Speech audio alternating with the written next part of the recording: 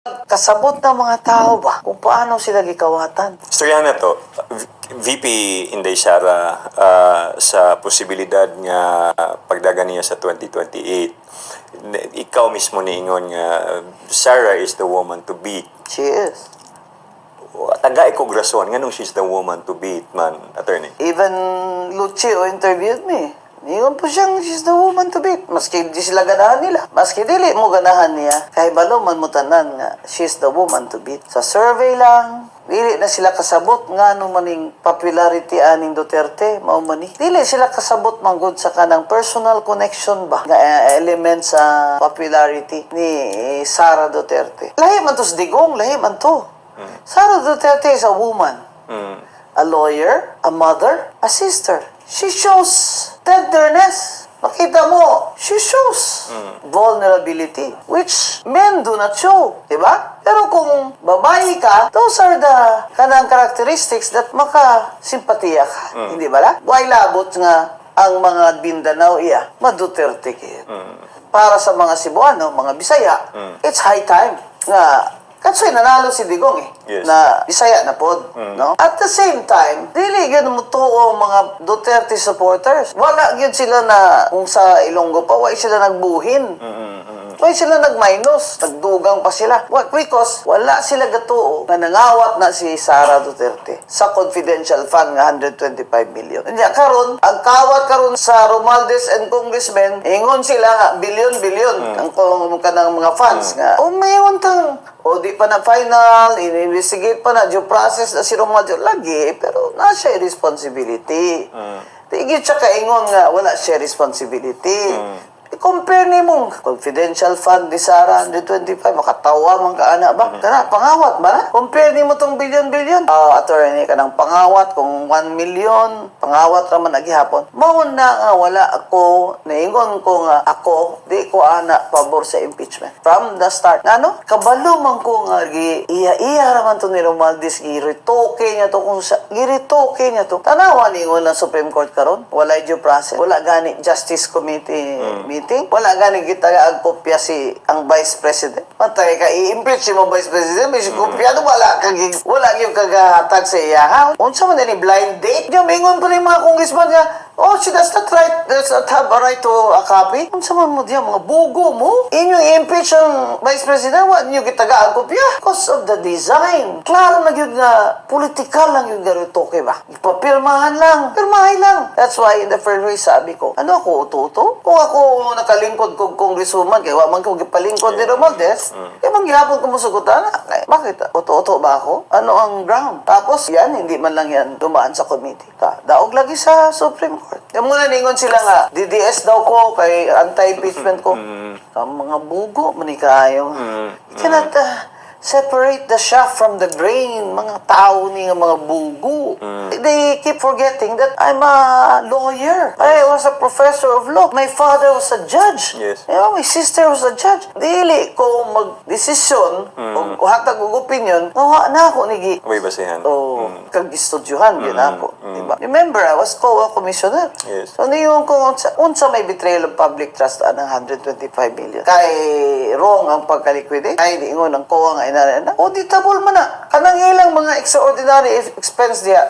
Every month, kanan nga congressman, pati ni mga party list, aside from the salary, naman ay, I don't know how much ha, 100, 200,000, wala na yung resibo. Pero mga nag-certification. O pila na kami niyon, 300 na sila kabuok, 8 times 200,000 mo na every month. Pila na ka-million every month, 8 times 12 nimo. Wala na gani audit. Pirma lang na. I dare anyone to contradict me. Kaya ako, COA commissioner ako noon, alam ko yan. Murag kinsa ba ni silang limpyo kaayo? Karon kay nabuking na sila sa mga tao aning ilang mga insertion, flood control, ghost project. Mo lagi, I am suggesting wala na infrastructure fund ang congressman. Wala na pork barrel. Para wala na korupsyon. Yung sila, ay, si attorney, ang mga tao ba yan, expect ba yan, nga, patindugan, tag hospital, patindugan.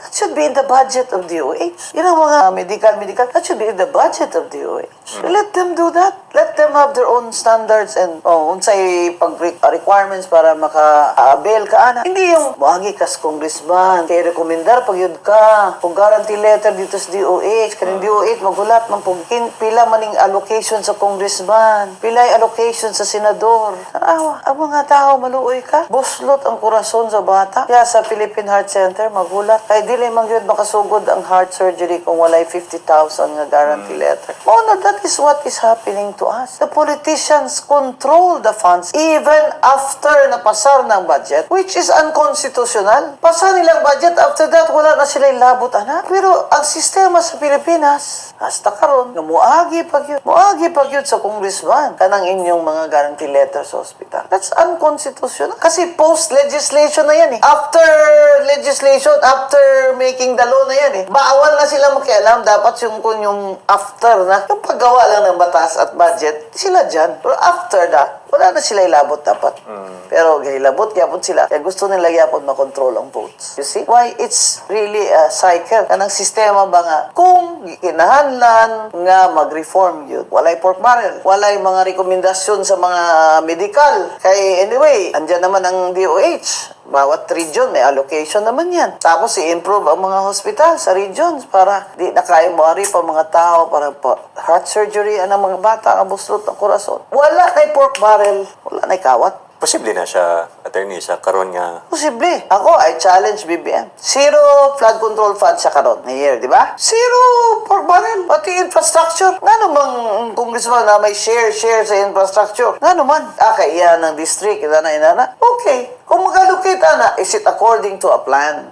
Kung sa Amerika ba? Nasa like factory dito nga they want to get jobs. These congressmen sa Amerika, they compete with jobs para sa ilang state mo adto ng kanang factory na ba? Diya, pangayuan na nilang budget, infrastructure para ana kanang factories diya mo.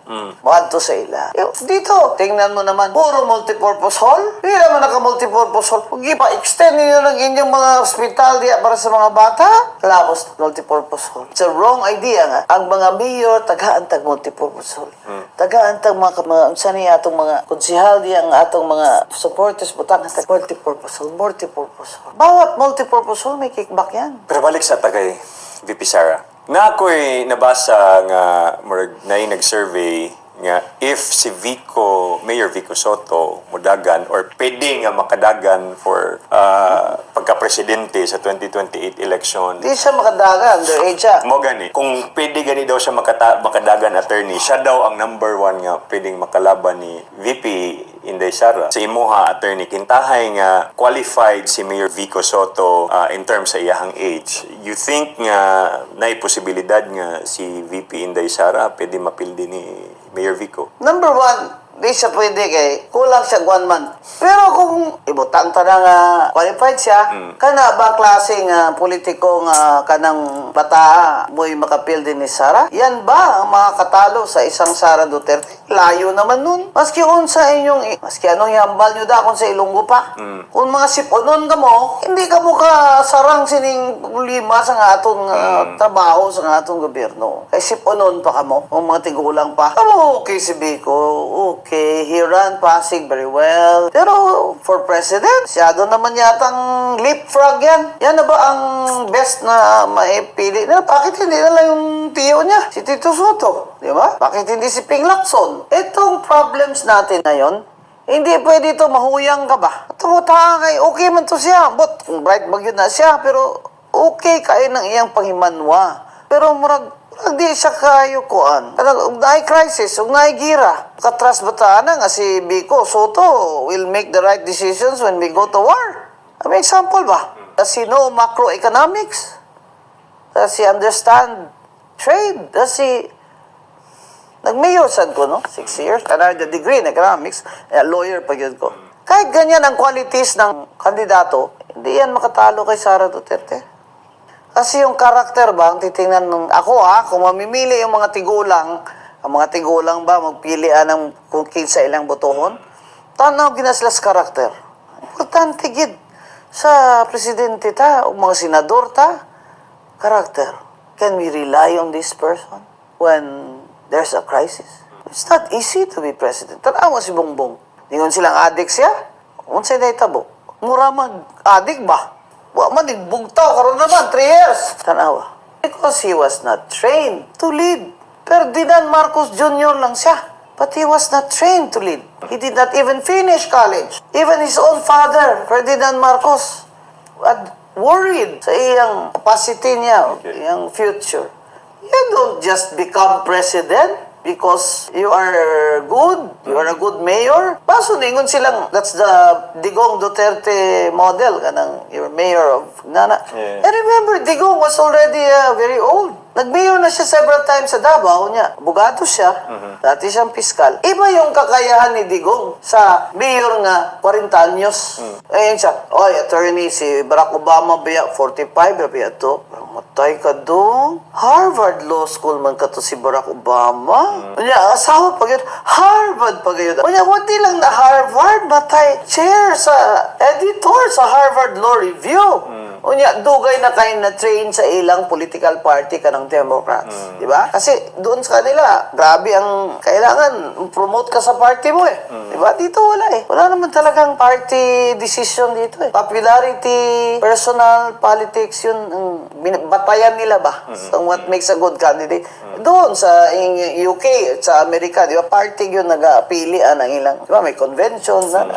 Pero wala man ay nana. Nothing against Vico Soto. Pero Mayo siya nga. Mayo siya nga. mayo siya mayor. Pero o di siya siguro, sa ako ang opinion ha, ay, nag-mayor naman po ko, dili ko. Dili pa siya ready, ana. Sa kainit karon sa korupsyon, sa pagkagahaman sa power sa ubang mga nasa pwesto, ang well-being ba ni VP Sara sa tanaw nimo, is it possible nga she could be in danger? They know that she's the woman to beat.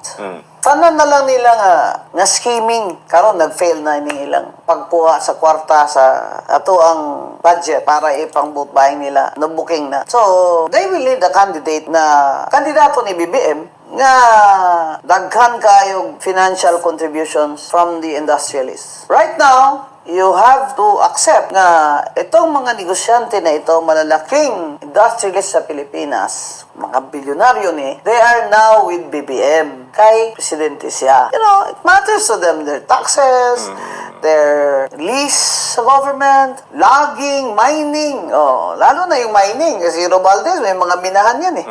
Kana sila tanan, maghatag na silang kwarta sa kandidato ni BBM. Muna yung weakness po ni Sara, nga wala siya kwarta. Pero naapoy mo contribute sa iya ha, kay siya may taas kay sa survey. Now remember, kaning mga contributions ni, musulod raman ni, todo kung saka na siya survey. Sara is up against Bongbong's candidate nga kwartahan. But she has popularity. Sila, hasta karon wala pa sila'y kandidato. Inana ka popular. So, popularity versus money. I think the people will choose popularity. I think after this, lisod na kay si Bongbong magpadaog sa iyang kandidato. He looks like arm's length siya sa kay Romualdez. He is saying na kung dili ako presidente, mag-rally po ko ba nila? Nagitubag lagi siya. Kung dili ikaw ang presidente, wala ang tamig-rally karon. So, the tactic of strategy of BBM is kanang arm's length siya. Wa ko hibaluan na ilang mga pangawat. Pero siya nagpirma sa budget. Wa ko hibaluan na niya. Pero first class niya. But survival niya is at stake sa 3 years. So, he must have, one yung gihimo ni, kung wala siya kanang thinkers and planners ba? Naningon niya nga, wala, you have to come out and cut this. So, popularity versus money. The danger is, if they are very, very kusog na gyud ang ilang kuan ba? Kanang Determined motivation na gyud. nga kinahanglan mo daw gyud sila. Sara Duterte cannot be beaten. So you're saying that we have the capacity? She is at risk. She is at risk. Remember, there are other players, di ba? Right. Just think of it this way. Si BBM, atong visit niya kay Trump, Unsa man to? Nga pagbalik diri, daghan naman tayo ng i-approve niyang promise niya dito nga kanang mga sa una, closed ang military bases, close. Time ni Cory. Karon si BBM, okay na lang kay imuon lang ammunition hub or training hubs. It's a different name ba? But it's the same. Ingon siya nga, kung maghira sa ang China sa Taiwan, mag-ready na ta kay mahintrag yun ana. So may labot na to ano sa gira sa Taiwan. Taon, ginoo ko. Asa man to gikan? Gikan to, kang Trump. So kung tanawon ni si BBM, ito naman ni si BBM, oy. Nagpatuta naman ni Trump. Kaning nahitabo karon? Akong suspetso ha? Nagaginingon niya nga, Mr. President, you better do something about this. Yes. Kaya kung si BBM ra, happy ra, bilang siyang, kung sa Bisaya, kay Ilonggo pa, yun lang bala. Yun lang.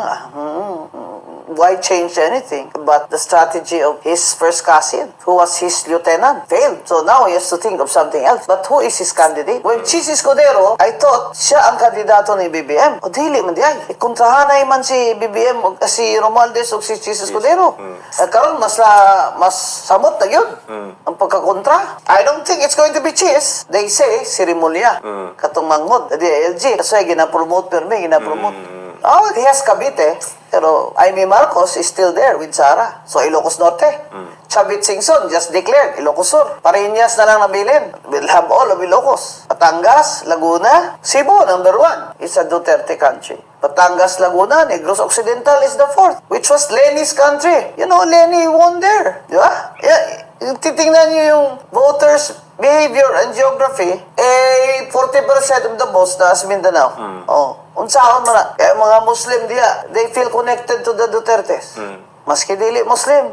Pag mga taga Mindanao, they feel that the Dutertes are their family. That's their connection. Yes. So, sino kandidato nila? Ni BBM karon wala naman si Romualdez. Hindi na wala naman si Chis. They can try Rimulya. Si Risa Ontiveros naman. Dito sa left, ang gusto tumakbo. But that's another alliance. Kung mag-uban sila sa BBM forces, they will have a chance. Pero, again, magkukompare ang tao Especially now, ang crisis. They will want a leader nga who has the political will to say, maski igsuon ta mo. Sumbagon ta mo ron. Inana, as VP Sara, I heard. Karing kanto na ako sa Davao, ay narrations nga daghan na siyang kanang mga tao nga close sa iyang papa nga dili siya ganahan. So it's not like another Duterte, right? You know, dili na ang pagtanaw sa mga tao sa Mindanao. This is Sara Duterte. That was Digong. Of course, it's another Duterte but of the same name, but the character. Yes. The character is different. Will she tolerate corruption? That's the question. I hope she's listening. Tolerate siya corruption? Is she going to be hardworking? Is she willing to learn? Is she going to choose in her cabinet very competent and honest people? Kung yan makomit lahat yan ni Sara Duterte, she has a very good chance dun sa mga independent voters. But can the Marcos candidate commit that? That there will be no more corruption? Katawan! Ceremonial, can you commit that? Na there will be no corruption under my government. Katawan, kalatawan, dili na ta kay Romualdez, dili na ta kay kuan. Dili po sila kay Sara. Naay po dili po kay Makino, kay not another Aquino. Sa may gusto niyo? Komunista. Ganahan mo ang presidente komunista. Kay dili man muanin niya, di mo muanin niya. I left nabili na. Muna ganahan ninyo. Komunista. Is that really the only choice we have? Just because we don't want another Duterte. What did Sara Duterte do to you? Kaya tanong ko sila ano ba talaga ginawa ni Sara Duterte sa bayan? Ma'am, nagawat lagi siya ganit 25 confidential paling. Ingon na lagi ko ninyo, auditable lagi na. And politically motivated lagi to. Nya karon compare ni mo ning bilyones ni nilang kung Romualdez o ni Saltico. Sa DDS na ka ma'am kay ganahan kang gidepend ni mo ng Sara. Gidepend na ko ang right sa Vice President nga sakto sa due process ang iyang impeachment. Ako niingon nga hindi dapat final yan. Yes. Niingon ko nga ebidensya ana nipis kayo. That's according to my knowledge of the law and audit because I was commissioner. I've been in government 25 years. Yes. May gulay. Klaro na sa mind ko Ang left ang gusto magpatakbo sila ng kandidato Pwede magpatakbo sila. Ganahan ba ng mga tao nga komunista, sosyalista ang inyong dason nga president? Agubad ganahan man po kay pason makonvince sila mga pobre nga. Kung kami wadya gutom tanan may trabaho kay ganahan ba ng mga rich? Ang mga industrialist, mga komersyante, dili. Sosyalista mo na. Ano ang choice ng mga tao sa 2028? Setting aside personalities, ang gusto ng mga tao, ang presidente nga dason, wala kawat. Natagaw na ang mga tao. Natagaw Tagam na. Wala kawat. Number 2, mapisan. Saan? Mapisan, hardworking. Hardworking. Okay. So may mapisan sa Bisaya, Bisaya, Sibano. Kugihan. Kugihan. O ka na. Independent foreign policy. Last naman yun na. Employment. Kaya na, ang quality ba? Intelligence siya. Walay kawat. Honest siya. Kugihan siya. Yung una yung mga characteristics sa sakto nga presidente. Ngayon silang, I love my country. Everybody can say that. You love your country, but are you gonna wake up every morning and think of the country first? Are you willing to set aside everything, everybody's interest around you, and say, no, that's bad for the country. I want a quota sa ganito, cousin, ganyan. No. Sino ang may karakter nga makainana? Muna ipangita sa mga tao karon. Munang Sara Duterte is leading the service because she connects. Yes. Malahita, attorney, no? Gapaminaw ko sa imuha ba? Kanang pakigimawat ako sa imuha. Feeling na ko, minaw ko sa mama. Murag ana, mo din ang mama. Bato yung mama, baby. Huwag yung mama, baby.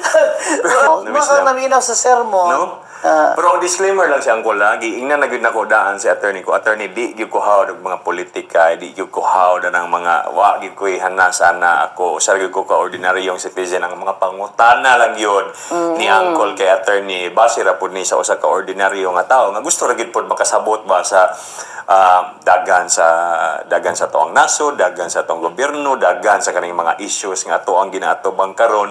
Mao ra gyud na siya, di magpasif ang inyohang Angkol. So ganiha gyud unta daghan ta kog pangutana nga mga personal unta no nga mga about kay daghan naman mga interviews good pod ni si attorney Rowena Guanzo no. Ang gusto ko gud put na ako mabalaan kana mga something personal unta ba no. How I spend my weekends. Kaya kaning ana dito attorney kana pero ikuwasan ako ha kaning imo pagkaisog attorney ba kanang wa mo jud kay kahadlukan. Wala sa ka naguna-una nga basi ka na maglakaw ka diya sa gawa kita paggawa siguro diya sa hotel nga naay mo kalit og kuan si mo ikaw di ha anda di mo kuan sa wala sa kamadlok attorney. No. Wala jud kay kahadlukan. Sigitan po di ako sila. Sukol na ba ko? Sukol na yun ko. Security nimo ba? Public places man akong giadtuan. Pamang yun ko gaadto ka ng mga places nga mga dutay lang tao ba. Pero wala naman ko sapak bodyguard ta kay I used to carry guns, you know. Karon wala na. 68 years old na good ko. Okay. O ganahan sila, sige, pusila ko ninyo. But what will they gain? They know that. They know that. That's why I'm not worried about that. So ako, I go anywhere. Okay. I walk in the mall to exercise. I walk sa village namo. I walk. Yeah, sa Cadiz, sa Negros, I have 8 dogs. Ako'y Doberman. Ako'y 2 ka Border Collie. Ako'y 3 ka Askal. Ako'y Bichon Frise. Ganahan kay kong dog kay akong parents, dog lovers. Dog lovers. So, kinahanglan nagyog ko yung interest nga lain kay maboard man ko. Okay. Tanaw kog sine sa Netflix. Umasa ko. I have to read books. Unsa ginabasa nimo recently? Oy, maniwala ka. Ang recent kong libro karon, ang novel, lami kayo. Lami kayo. A Woman of No Importance. Isa may author ni. It's a kaning story aning bayi nga napiang siya. Nya, ganahan siya mag-spy during the war. So nahimog siya spy. Piang na bagyo siya. So nobody worried about her. The Germans piang man siya. Nobody suspected. Kaning mga libro nga ako ginabasa, mabasa ko 3 chapters. Ako na pong ibutang. Tara na po kong Netflix. Kaya kinahanglan ang akong mind. Sige trabaho ba? Yes. To unload naman my mind, tanaw-tanaw ko sa akong mga tanom. Okay. Nana ba? Nga po ko yung vegetable garden. Okay. So, pero niluto ka, attorney? Oo, Hawat galuto ka niya ako, breakfast. Breakfast. Oo, Pero mga luto-luto nga ng mga pagkaing Pinoy, mga anak, hawat sa gana. Nilaga lang kay Ilonggo Mga nilaga. ko. Okay. Di ba? Instant Sige din pot. yung balay diri kayo, makik-dinner ko dito. Sa programang Binisaya Chit Chat Attorney Rowena Guanzon, palakpakan.